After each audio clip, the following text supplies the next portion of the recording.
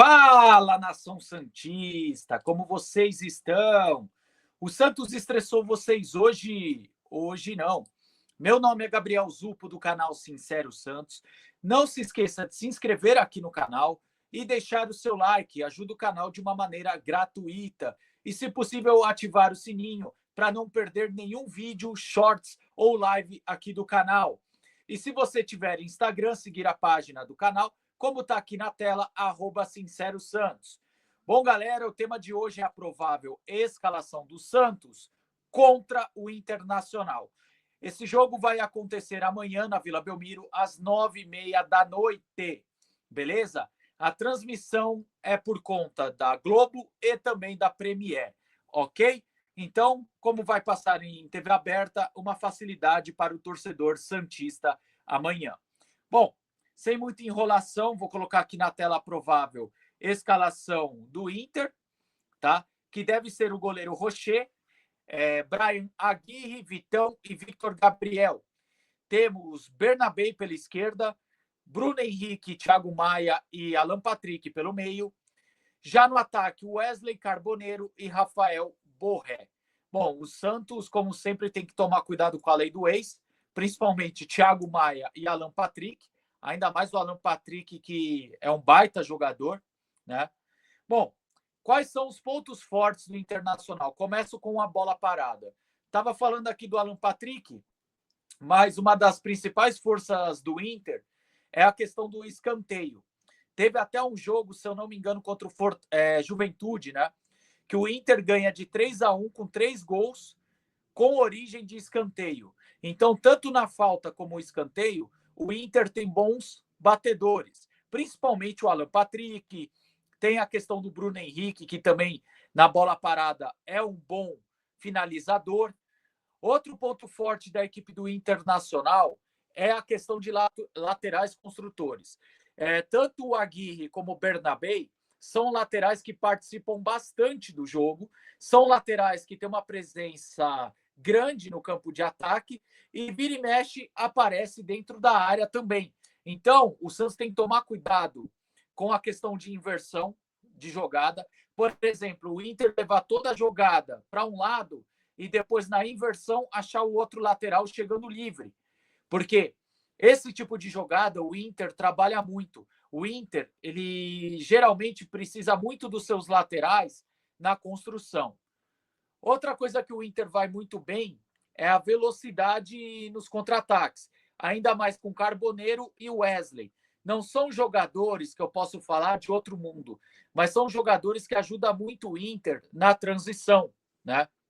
Então, assim, o Inter ele vai depender muito da velocidade dos laterais e dos pontas e do cérebro de Alan Patrick e de Bruno Henrique, que são os principais jogadores na questão de pensar jogadas, criar para conseguir um resultado positivo. Outra coisa que o Inter tem de ponto forte é o chute de fora da área, como eu falei aqui, Bruno Henrique, o Alan Patrick, são jogadores que finalizam bem de longe, né? E tem que tomar cuidado. Outro cuidado que o Santos deve ter é com camisa 9 do Inter, né? Que é o Borré. O Borré, vira e mexe, ele perde alguns gols incríveis. Assim como o reserva dele, Ener Valencia, também perde. Mas, assim, os dois têm muita qualidade, né? Tanto o Borré como o Valência. São jogadores que você não pode vacilar um minuto. E o Borré ainda é um atacante com mais mobilidade. Porque quando ele dá essa mobilidade, o time do Inter cria espaço e você sempre vê o Alan Patrick, o Bruno Henrique, chegando na entrada da área. Então, o fato do Borré ser um atacante com uma mobilidade boa, ele abre espaço. Aí, esse espaço que o adversário deixa, o Alan Patrick ou o Bruno Henrique se aproveita para, na hora que pisar na área, ter liberdade para finalizar, ok? Bom, os pontos fracos do Inter, pelo que eu vi, tá? O primeiro, recuperação da zaga. O Vitão e o Victor Gabriel são bons zagueiros, mas o Vitão, que eu conheço um pouco mais do que o Victor Gabriel. Mas são zagueiros que têm dificuldade na recuperação, né? Com a bola ali no chão tem uma certa dificuldade, tá? Outro ponto fraco do Inter é a questão de uma zaga que não acompanha o adversário. Quando eu digo isso, porque o Inter comete aquele erro juvenil que o Santos cometeu no segundo gol do Mirassol, que ficou acompanhando a bola e esqueceu a movimentação do adversário. E a defesa do Inter tem realmente esse problema de olhar a bola e esquecer a movimentação do adversário, assim como o Santos fez, repito, no segundo gol do Mirassol. E o último ponto fraco do Inter, eles dão muito espaço para o adversário alçar bola na área. Seja ali na intermediária ou tentando uma jogada de linha de fundo, o Internacional toma muito cruzamento. É um time que dá essa liberdade para os times alçarem bola na área, ok? Então, são 3 pontos fracos que o Santos pode explorar. Eu acho até estranho, vendo esse time do Inter, né? Como esse time do Inter está aí na parte de baixo da tabela junto com a gente. Eu acho o time do Inter bom, tem até um bom treinador, por mais que ele gere muitas dúvidas dos seus trabalhos, mas eu acho muito estranho o time do Inter tá onde tá, né? Tanto o Inter como o Santos, né, que são times que têm elenco para estar mais alto na tabela e estão ali brigando pela parte de baixo. Então, acho que amanhã vai ser um jogo muito parelho com o Internacional. É um jogo muito difícil. O Inter tem muita qualidade, né? Bom, sem muita enrolação, vamos para a parte que vocês mais gostam do vídeo, que é a provável escalação do Santos. Bom, colocar aqui na tela para vocês o Santos, que teve algumas alterações. Foi debatido até na live de hoje cedo se seria Arão ou Schmidt, mas pelo jeito o Schmidt ganhou a vaga de titular. E temos algumas mudanças na parte do ataque.